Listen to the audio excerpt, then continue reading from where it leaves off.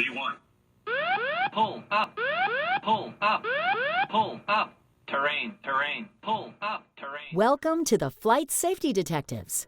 Hosts John Goglia and Greg Fife, two of the world's most respected aviation safety experts, talk all things related to aviation and aerospace. This podcast and the Flight Safety Detectives YouTube channel are brought to you by the Professional Aviation Maintenance Association, PAMA, and Avemco Insurance, a world-class provider of aviation insurance and your one-stop for all general aviation insurance needs. Get a customized quote at avemco.com or give them a call at 888-879-0389. Tell them you're a listener of the show and receive a 5% discount. Now it's time to buckle up because it's wheels up for the latest episode of Flight Safety Detectives.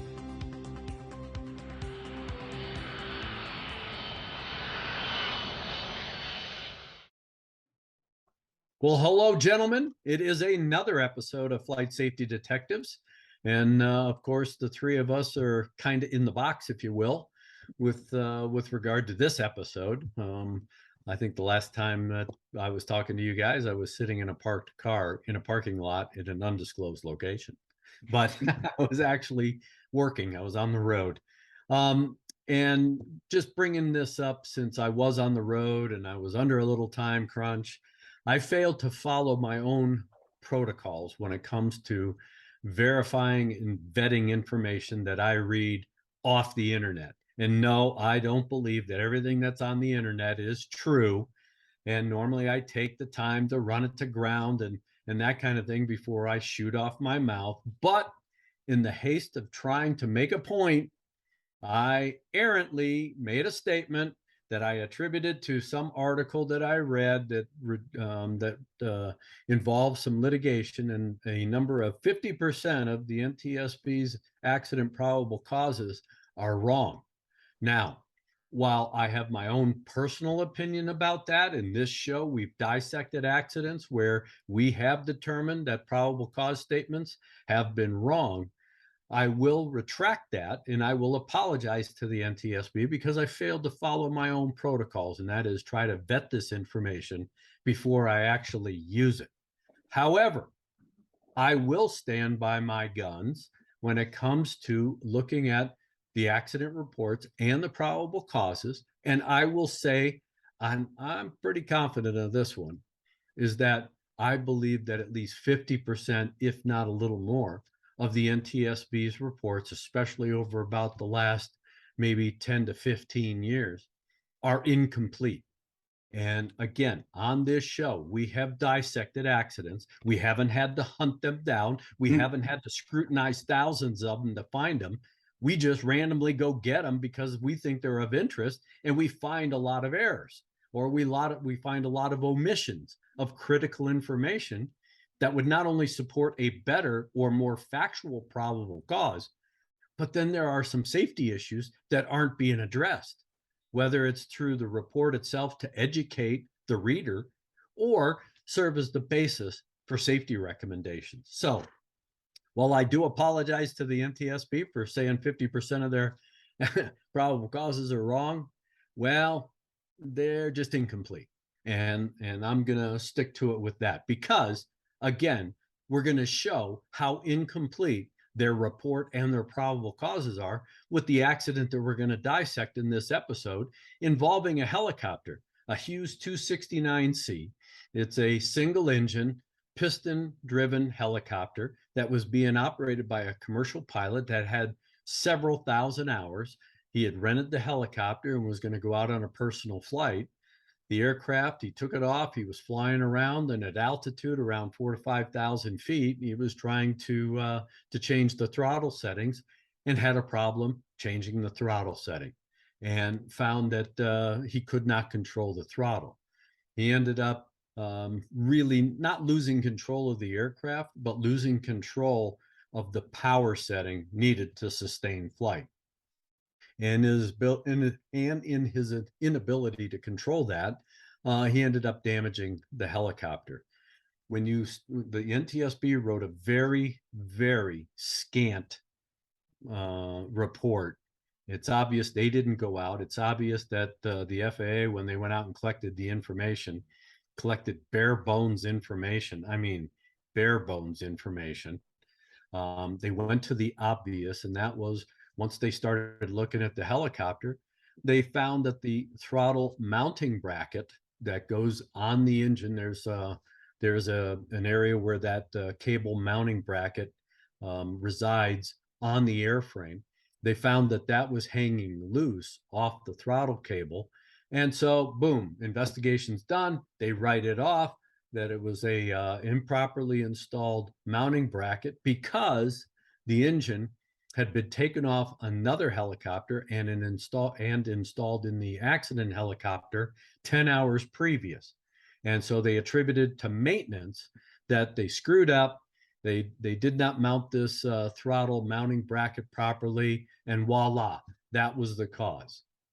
And the probable cause. And I was just going to say, John, the probable cause reflected that very simplistic overview of this accident. All, hey, it was the maintenance personnel. They screwed up, caused this accident. Now, we've talked about it off air, and we all have our, concerns about not only this report, but a lot of information that's lacking. And definitely, this is not an accident that anyone, even maintenance personnel, can learn from, because it doesn't really give you the history, the background, the backstory, if you will, as to how these things evolved. And of course, the investigator never examined other things that we think are important to this particular accident. So I'll start with you, John, and just getting your flavor, since this is a maintenance-focused accident. Well, this accident first was brought to my attention by folks in the UK. They were using this accident, for example, for pilots to check their airplanes and do a good free flight and look around. Since this airplane, the engine and everything, the controls are out in the open, you could see virtually everything that controls this helicopter. But the frustration that I've had with this accident, and so many for the last 30 years, has been the investigators don't go any further than saying it was a maintenance problem. If this were a flight crew problem, we'd have human factors, several pages. We'd have all sorts of data going, being available for people to analyze.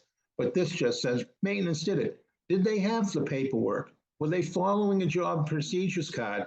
Or were they using just the manual? Were they using just their manual memory? Where were they? How many people were involved? Was this a multiple shift? So taking the helicopter engine off one and moving into another one, that tells me that there was probably at least 4 people involved in it, and maybe multiple shifts.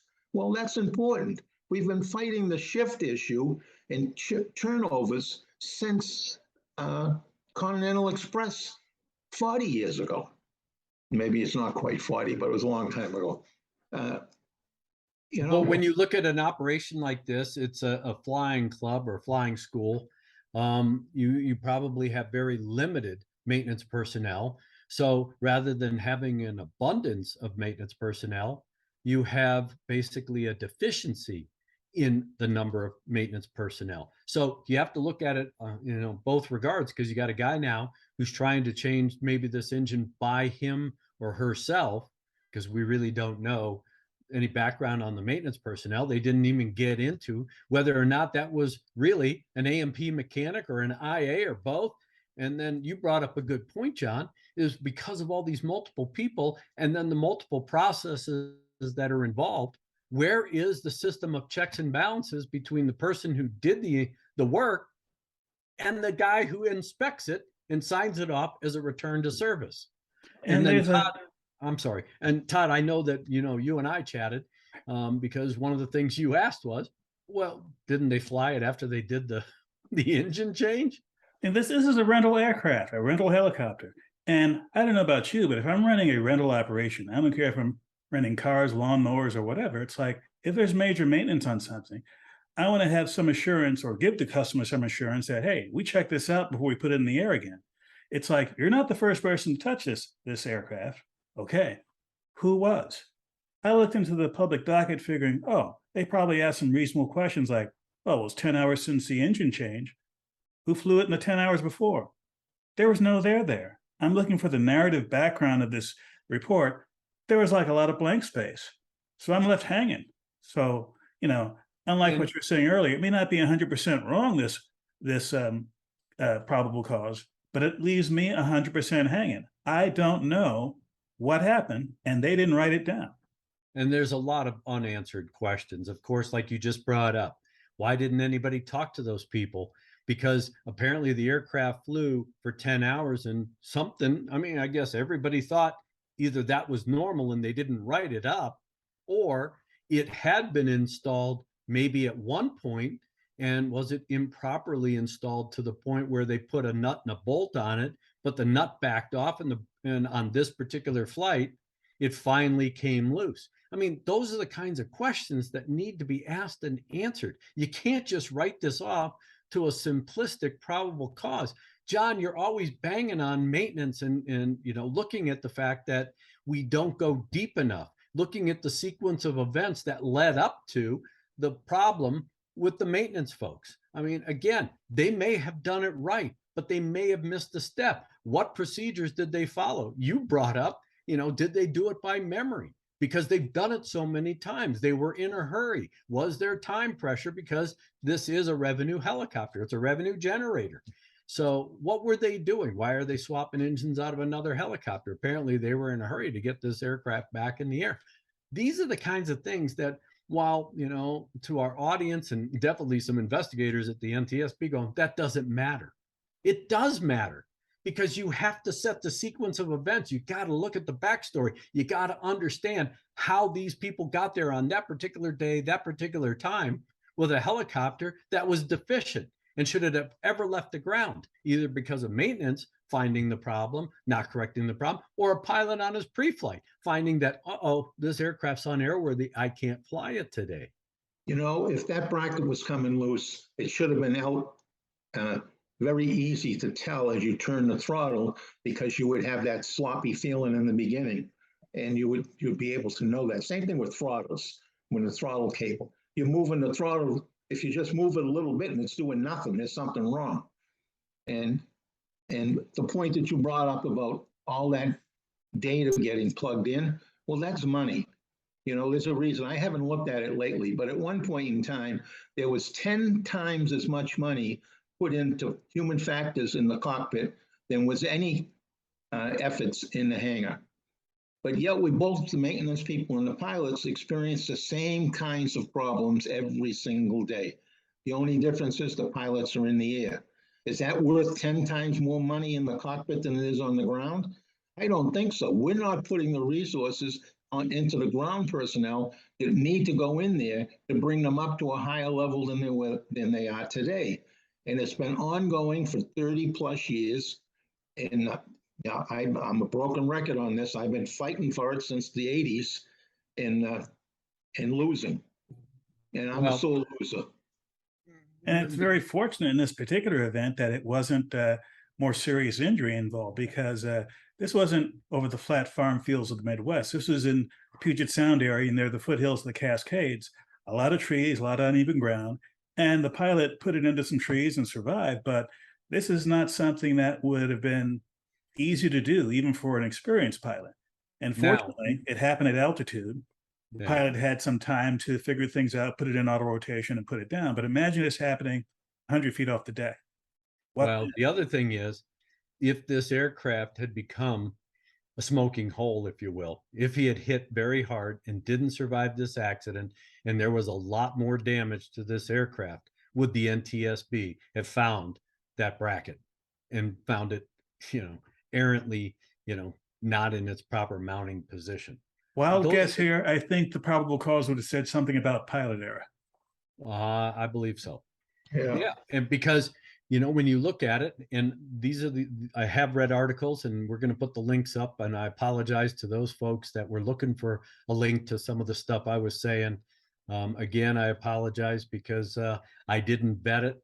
I found that some of that stuff was piecemealed together and conglomerated to come up with some numbers that I could not corroborate. However, I will say that USA Today back in 2014 wrote a two-part article about what we're talking about with the quality and the quantity of accident investigations. And they found a very high number of probable causes that were not supported by the facts. And there have been others, and we will post those links for our viewers to be able to read and see what we're talking about. And again, we're not being critical in any of these accidents only for the very reason that, you know, it's nothing against the board and the people that work there. It's against their philosophy, and that is brevity. We cannot improve aviation safety with accident reports like this, where you didn't need, and in this case, they didn't leave the office to figure this out. Okay, you got a broken bracket, but you got to tell me why. You got to tell me how it got there, or you got to tell me that it was improperly mounted. Well, you got to tell me why, and you got to support it, because there's nothing in the docket that supports how that bracket got there the way it was. That's the important stuff. That's the basis. So if you have to go back and make corrective changes, is there a correction to be done to the policies and the procedures? Is there a correction that needs to take place where you have another site, another level of oversight in the inspection process? Because it's obvious somebody missed all of this. And then, of course, do you put in a protocol that, you know what, we do an engine change, we're going to fly that aircraft before we turn it loose. So those are the learning lessons. That's the safety recommendations. Those are the safety benefits and improvements. And nothing like that resides in this report. And you sure as heck cannot get that out of a report like this. Yeah, it's just another tragedy. When I read these are painful to me because it's an opportunity to make improvements and we just blow it by. Yep, maintenance screwed up, move on. Yeah, I mean, it goes deeper than that. And that's what we try to do. That's what we look for. That's the reason we point these things out. And that's why we sound so critical, is because there is so many opportunities for the industry, especially the general aviation industry, who always takes a back seat to the major investigations or the bulk investigations that the board does, where they send multiple investigators out. And we miss a lot. And you were talking about human factors, John. And yes, when you look at the money that is spent and the way they dissect human performance in the cockpit between a pilot or multiple pilots, yeah, we have an inordinate amount of, historical information. But as we've talked about on this show, everything that happens in the cockpit, 99.8% of the time, happens on the shop floor in some way, shape, or form in the human factors arena. And they are just as important. I depend on a maintenance guy or a gal because, one, I'm a pilot. And the last thing I want is a problem up there. And if there's a problem, I want to stay on the ground to find it or fix it. And I have a lot of tacit trust in that aircraft has been worked on. The work has been done in accordance with whatever manual or approved procedure, that the airplane, or the helicopter, when it's returned to service, it's good to go. And I'm just there on a pre-flight, doing a thorough pre-flight to inspect, to make sure that, yep, everything was as it should be for the return to service. But I mean, there are just so many lessons to be learned just from this very simplistic accident. And it's just sad that this report does not reflect the good stuff that people who are reading it could learn from. And when we look at these events, often we look at both the final report and the public docket, which is supporting documentation. Sometimes the public docket has some extraordinary stuff that really gives you context of what's going on, really gives you a flavor of what nuance might have been happening here. This public docket didn't give us that opportunity. There's no data there. There's no there. There's no nuance. I'm just left guessing. It's like, if it's not in the final report and they're not answering the obvious questions like, okay, this thing was loose. Why was it loose? I'm not asking them to answer why 10 times. How about once or twice? Give me something. They didn't give me anything here. And you know what, and we use the NTSB database as well as the FAA database and some other things to try and do trends. I'm not sure if this accident unless you use very specific keywords, would pop up as a maintenance accident per se. And if it did, you really got to get into it to see, okay, well, what was the maintenance accident? Well, with the brevity of this report, you don't know. You know that somebody touched this aircraft because they changed the engine. But like John was saying, you don't know what the process was. You don't know how many people were involved. Where was the inspection oversight? Where was the return to service? Given the fact that there was a 100-hour inspection done at the same time they did the engine change. That's a more comprehensive inspection. How did people miss this? If in fact, was it the same person who did it? Yeah. I mean, that's an important piece right there. Guy changed the engine and now he does 100 hours on the airplane. I mean, where's the paperwork? Where's the second look? Is there a second look? I mean, even something as simple as, okay, it was 10 hours since the engine change. Were these 10 hours over 48 hours or 10 hours over 48 days? I don't know. How frequently was this aircraft flying? How frequently were people inspecting this aircraft pre-flight? Yeah. Yeah. I mean, let's just assume that, these over these 10 hours, it was 10 1-hour flights. That was 10 pilots doing a pre-flight that all missed it. Or the same pilot not doing a pre-flight 10 times. We don't know what the answer is because there's no information that gives us those answers.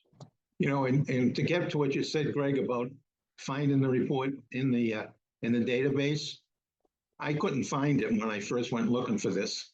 And I had to go back to my friends outside of the US and ask them if they have the date of the accidents. And they were able to give me the N number and the date, and then I was able to find it.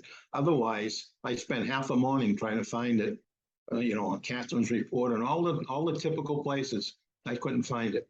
Came right up once I had the N number, but without that, you just couldn't pull up an accident like this. And it's a good one for a maintenance study. I mean, it's a real good one because of everything that we've already mentioned. Double engine changes, essentially. The personnel involved, the paperwork involved, the hours involved. I mean, there's a lot of issues buried in here that get written off in 20 words in one sentence. Yeah, and it's just, it is a good learning lesson because, like you said, not only is it a maintenance, but then you got to really find out, well, where was the pilot in all of this? And is the pilot, really just an innocent, victim of a maintenance error, or was there some contributory factor there? The fact that he was able to get the aircraft down in one piece and survive the accident and walk away, basically, okay, that's great, but how was your pre-flight? Could you have seen this? Should that aircraft have ever left the ground if you had done what you were supposed to do? And a guy who holds a commercial certificate with thousands of hours, you would expect, one, that it was more thorough. But that same premise holds true for complacency. So, been there, done that. I've flown this helicopter a lot. You just walk around, kick the tires, and get in and go. So little things like that.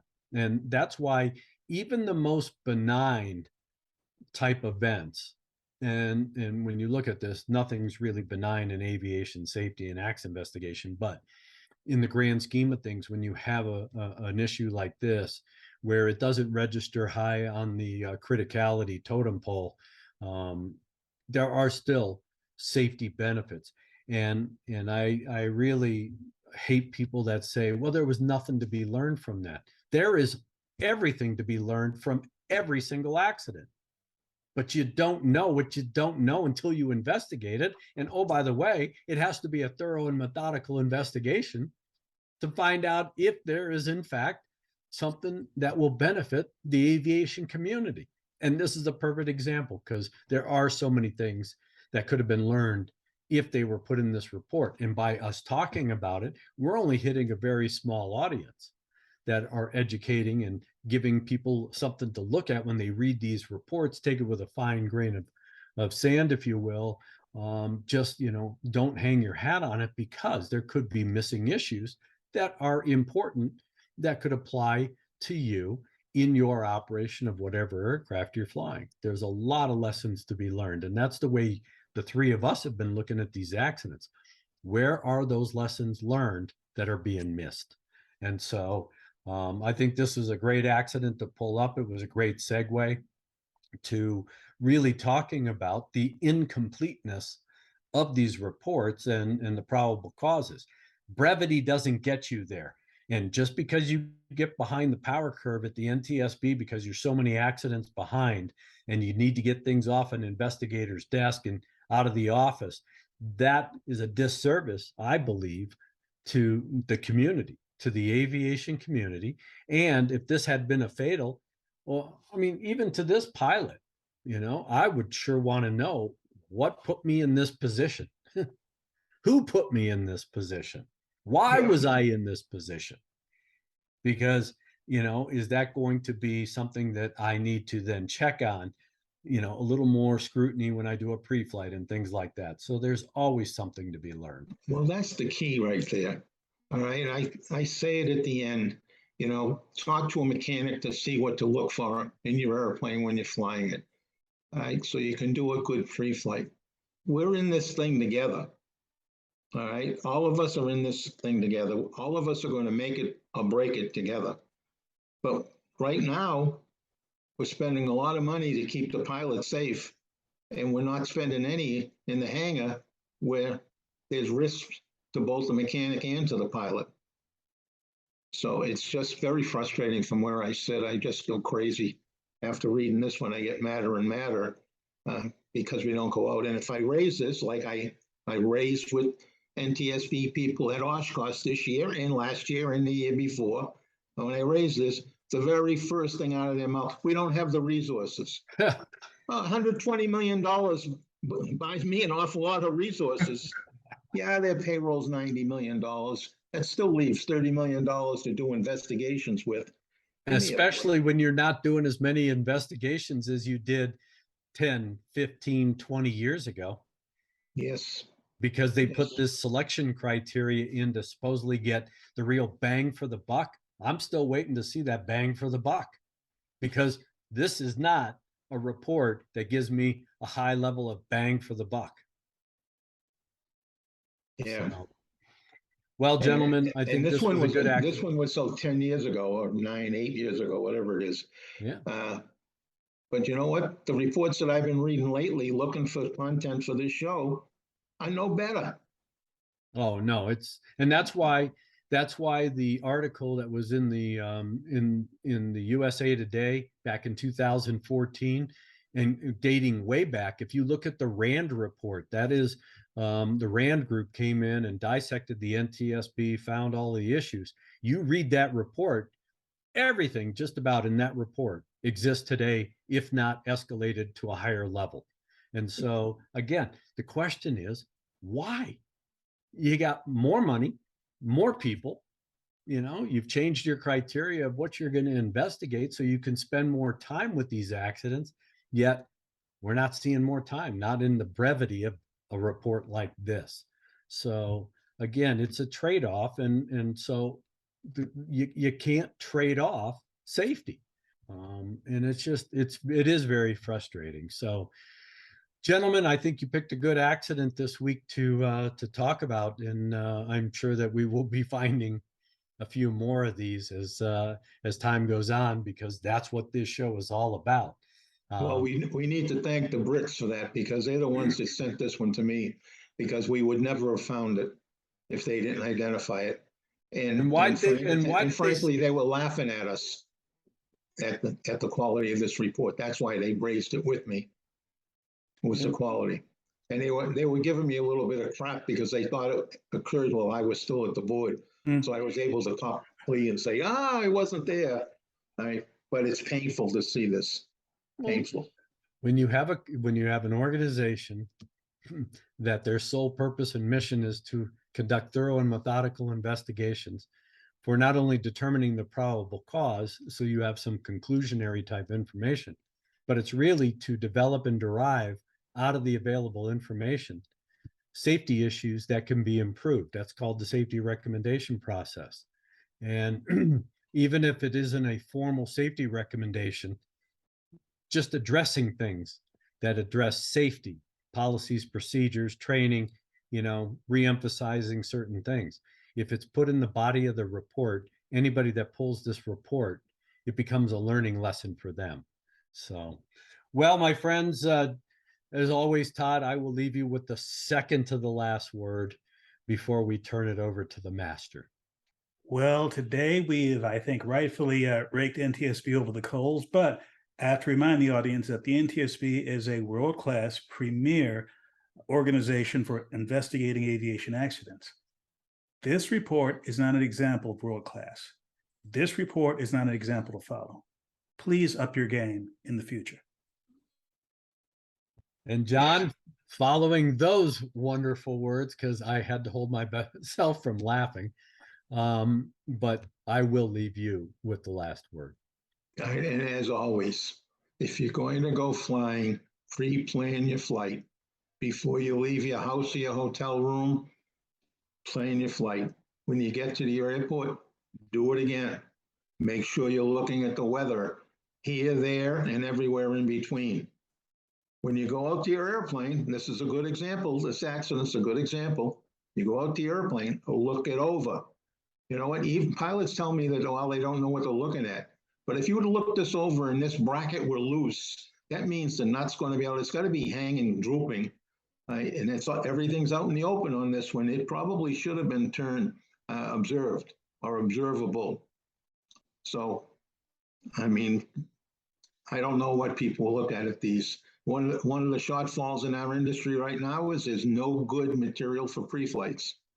Many manuals don't have a word in them about what's it that you should include in a pre-flight. It's left up to you. That's why I tell our listeners, if you haven't done that, a good pre-flight, you want to do a good pre-flight, get a mechanic that works on the airplane regularly and have them walk around and tell you what a good pre-flight is. And after you do the pre-flight and get in the airplane, make sure you pre-flight the interior as well. Switches get moved, circuit breakers get popped. All right, take a good look. When you get off the ground, put that head on a swivel, because I still see mid-airs virtually every month.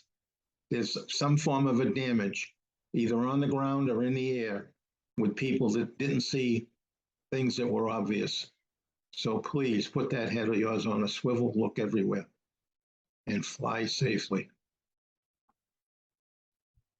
To listen or watch more episodes of this show, go to flightsafetydetectives.com, the Flight Safety Detectives YouTube channel, or your favorite place to listen to podcasts. To contact John and Greg about the show, send them an email at flightsafetydetectives@gmail.com. And remember, for aviation insurance needs, contact Avemco Insurance at avemco.com or give them a call at 888-879-0389. Mention Flight Safety Detectives and receive a 5% discount. Thanks for listening to the Flight Safety Detectives, and remember to always fly safe.